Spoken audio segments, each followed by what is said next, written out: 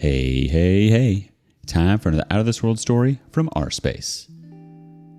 Ever had a secret explode in your face like a surprise party gone wrong? Same here. Today on rSpace, first time s'mores and tent pitching. Up first, there's a first for everything. Am I the a-hole for not taking back my ex because she broke up with me because she thought I cheated? I, 20 male, and my girlfriend, 25 female, have been dating since I was 18. I felt a connection with her, and she was my first ever girlfriend. My first time and first everything. Our sex life was amazing, and I wouldn't have traded her for anything. But a few months ago, I went to this birthday party for a friend, and she was just turning 22, and my girlfriend was busy, and she couldn't make it. But somehow, an image of me hugging the birthday girl, and mind you, my friend is lesbian, it's like my girlfriend forgot. And videos of me giving her a piggyback ride to her cake made its way to my girlfriend. When I got home, she immediately confronted me and asked if I did anything. I said no and practically told her what I did and pointed out I texted her throughout the night I was out and the fact that my friend is lesbian. But it still wasn't enough, and she left me. To say the least, I was heartbroken and smoked some Zaza and hung out with a few buddies of mine to cheer myself up, and it worked a little. But 2 months later, she contacted me and realized she was wrong and wanted to get back together, but I declined. She's calling me all bunches of names, saying it was a mistake, and has also confessed that she slept with someone the next night after breaking it off with me and offered to even give me a free pass to sleep with someone else, and that she's sorry, and now I'm sitting and wondering if I'm the a-hole for not taking her back. Edit. Forgive my spelling, it was almost 3 a.m. when I made this, and I needed some advice. Am I the a-hole has no consensus, but OP was not the a-hole. Here's some top comments. First up, she left to screw that other guy. Her reasoning was BS, and she knew it. Now the new guy doesn't want her. Now she wants to come back to her safe guy. Don't take her back. She is not good for you. The names she's calling you are because she feels entitled to you, to your support and help. She deserves what she has now. Nothing and no one. Let her rebuild her life alone while you move on to bigger and better things. Someone else chimes in. Don't. She started this drama by accusing you of cheating. She escalated this drama by breaking up. Then she capped it off by having sex with someone else. Now she is regretting her mistakes. What happens once is more likely to happen again. Move on with your life. Not the a-hole. One more person chimes in. Don't you get it? She did that because she was already cheating on you and just waiting for an opportunity to break up with you, and F him. Why do you think he was ready and waiting the very next day? Is this the type of woman you want to give a second chance, let alone have any contact with? She will drag you down and destroy you. Run. One more comment. She showed you who she is. Believe her. She doesn't need evidence to find you guilty of betrayal, and she showed your relationship wasn't that important to her by jumping straight to a rebound hookup. This red flag behavior won't be confined to this one incident, or even to just suspicion around your fidelity. Not the a-hole. Leave her in the past where she belongs. She might have been the older one in your relationship, but it sounds like you have her beat for emotional intelligence. Hey, at least you found out your girlfriend's true colors, and they ain't exactly rainbow. Accusing you of infidelity, dumping you, and then doing the horizontal mambo with someone else faster than you can say break up? That's some Olympic-level emotional gymnastics right there. And now she wants you back, huh? With a side dish of name-calling, a sprinkle of guilt, and a whole lot of regret. But remember, forgiveness is divine, but forgetting you've been played like a fiddle is just plain foolish. So are you the a-hole for not taking her back? Nah, my friend. You're the MVP of self-respect. Update. Same day, 10 hours later. It's been about 7 whole hours since I made the post. I haven't been able to sleep because Reddit was practically blowing my phone up with notifications and my ex is still trying to win me back. I got a few messages asking when me and her met, and even blaming me and accusing me of not saying the full story or giving her a reason to think I was. So I'm here to clear the air a bit. Just a few hours ago after my Reddit post, my now ex-girlfriend has also confessed to me that she has been texting this guy since I was 19, but the day after she broke up with me, they instantly got to effing and got together. I actually know the guy pretty well, and to be honest, he is a butt. He used to bully me as a freshman in high school, and he was a senior, mostly made insults about my weight. I was a fat kid in high school, but slimmed down quickly after, and he reached out to her, and they got to talking. But then he cheated on her with another girl and admitted he sent those photos to her, just to stir up some crap and get her to break up with me. Not gonna lie, finding this out, I wanted to beat this guy's butt, but I decided to be the bigger person. She's been begging for hours, and I just have gotten around to blocking her, giving me a moment of peace. Regarding on how me and my girlfriend met, I might have or might have not snuck into a party where alcohol was present. She approached me first, and I was honest about my age at the time, 17. But we still chatted, became friends, and eventually started dating a few months after I turned 18 because she and I had common interests and was cute, so I shot my shot. We started effing on the third date, and the rest is history after that. But during our dating period, I've never hit on another girl, nor cheated, and even shared my social media passwords with her, my girlfriend, to further prove my loyalty like she wanted, and I got to see hers, but I never really looked because I trusted her. But now that I blocked her, I'm going to continue to heal and maybe later use that free pass like the comment suggested with a limited usage. Thanks for all your advice. I might update this, but if I don't, thank you for all your advice. Someone from the community says, so let me get this straight. She was entertaining this other guy for an extended period of time while you were together.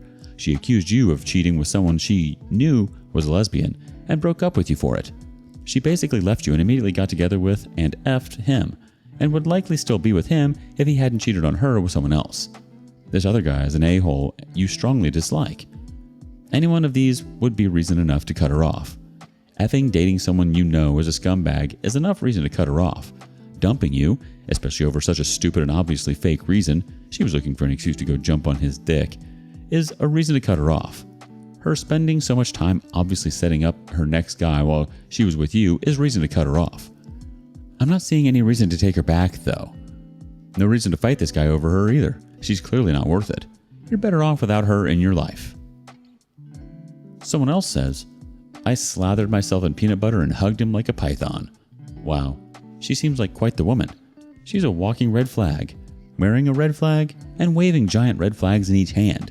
She's delusional, verbally abusive, she's a cheater, she's selfish, disrespectful, and demeaning, and horribly entitled. She's literally a walking poster board warning dudes what they should stay away from. With all those qualities, I wonder why OP didn't take her back. Just kidding. I find it oddly disturbing that she was so forthcoming about her activities and motives. Who in the hell would honestly believe that explaining all of that would work in her favor? And to say it all so nonchalantly and then expect forgiveness? Something is seriously wrong with this woman. One more person chimes in. 25 and 20? Like, you're in college, sure, but I think every normal college senior isn't hanging around high schools or trying to hook up with them. She may have been a junior, but that's not much better. Like, I feel like even 19-year-olds understand that, even if 17 just feels the same, the majority just don't. But at 23? Nope. Just nope. The rest of the post just reveals a chaotic and immature woman. Like, this is the kind of woman that preys on teens? Like, even at 18, I'm still eyeing people for dating that far down in this age group. 18 to 21 is still pretty new and fresh adults. Aging up 5 years is a pretty big difference from any other of those ages. She's just an immature and immoral individual from the sound of it. Let me get this straight. She's been texting this senior bully of yours since you were 19, and then she breaks up with you, jumps straight into bed with him, only for him to cheat on her and confess to stirring the pot? Talk about a dumpster fire of a love triangle. And the audacity to come crawling back to you offering a free pass like it's some kind of twisted loyalty program. Nah, mate, that ship has sailed, sunk, and been swallowed by a kraken. Props to you for taking the high road and blocking her. Who needs that kind of drama in their life anyway? But seriously, stay strong, OP. You've got a whole life of better choices ahead of you. What do you think? Let us know your thoughts in the comments below. Meanwhile, next up, OP sets up camp in greener pastures. My, male 30, wife, female 28, shared a tent with a college fling, female 28, on a recent camping trip back home. How should I respond to this? My wife and I have been married for a couple years now. I knew that back in college she had one experience with another girl. We'll call this girl Katie. This came after a breakup. The two of them had gotten high while watching Netflix, and one thing led to another. She told me that she really enjoyed the experience, but it had never happened again with her or any other ladies. I do have reason to suspect from our personal sex life that she is still sexually attracted to women. Recently, my wife visited her hometown to see friends and family. I couldn't go due to work commitments. Over the weekend, she went camping with some old friends. Apparently, Katie was there. My wife claims she didn't know this would happen. Okay, fine. They camp for one night, and my wife comes home a few days later. As we talk about the trip, it slips out that my wife wasn't able to find her old camping gear. Okay, so Whose tent did she use? It comes out that she ended up sharing a tent with Katie, a one-person tent. She claims nothing happened, but I'm highly skeptical now. The whole thing just reeks to me. I don't really have any evidence at this point, but I'm tempted to go through her phone when I get the chance. How should I proceed? Let's go look at some top comments. First up, I'd bring up the fact that she shared a one-person tent with someone she has slept with in the past. That's a horrible choice, and she doesn't get a pass because they're both women. Someone else chimes in, sounds like the trickle truth is beginning. She couldn't find her camping gear, and gosh darn, so lucky Katie was there to share hers. Did they get high together? Did they cuddle? Kiss? If you grill her a little and she admits to more of it, then borrow her phone and posing as her, send Katie a text.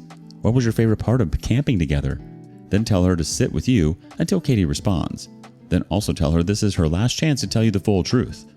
How exactly do you think she would feel if you spent the night in a one-man tent with a woman you had a one-night stand with? Just because they are the same sex doesn't make it okay, unless you're okay with it. It's a lot harder to be walked on when you're standing up. One more person chimes in. Sounds premeditated, and they were intimate and not by accident. Oh, F, I forgot my tent. Not buying it. Update. Ended up talking with one of our mutual friends who went on the trip. She confirmed my suspicions, saying that my wife and Katie were acting weird and even sneaking off together at times. Used this information to confront my wife, and she eventually caved and let me see her phone. Went through her texts with Katie to see that they had been texting and flirting for the past few weeks, even sending each other provocative selfies and reminiscing about what happened on the camping trip. I was able to send most of these messages to my computer in case it's needed for the divorce proceedings. I appreciate everyone's time and advice. It's a crappy situation, but I'm glad to be moving forward. Now for some other quick comments. First up, time to rip the band-aid off. 2 years is nothing and you're still young. She lied and lied again. Trust is gone. No kids? Get a lawyer and a file. Someone else chimes in. Yeah, don't look back. You deserve to be with someone who mutually loves and respects you. Well, well, well. Looks like Katie wasn't just a footnote in your wife's past, huh? As if she forgot her tent. That's like claiming the dog ate your homework in high school. That camping trip sounded more like a sequel than a reunion. But hey, at least you got some solid evidence for the divorce proceedings, right? Who knew a one-person tent could fit so much drama? Time to pack up your camping gear and pitch your tent elsewhere. There are plenty of fish in the sea who know the difference between a camping trip and a rendezvous with an ex-flame. Here's to finding someone who's more interested in building a solid foundation than pitching flimsy excuses. What do you make of this? Do you have a similar story? Share it with us in the comments below. And thank you for joining us today on rSpace. Be sure to like and subscribe and hit that notification bell so you don't miss out on our next video. Until next time.